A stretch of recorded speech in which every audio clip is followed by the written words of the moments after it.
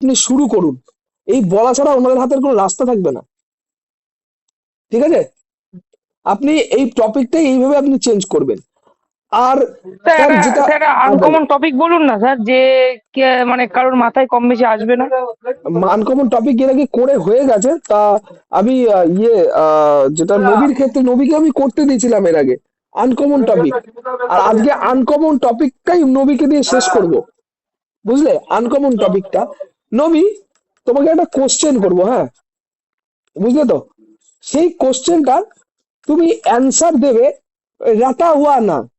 ঠিক আছে, কোশ্চেনটা আমি বলে দিচ্ছি, কোশ্চেনটা কি হবে। কোশ্চেনটা হবে নিজের স্যার শুনতে সম্পর্কে পাইনি। বলুন।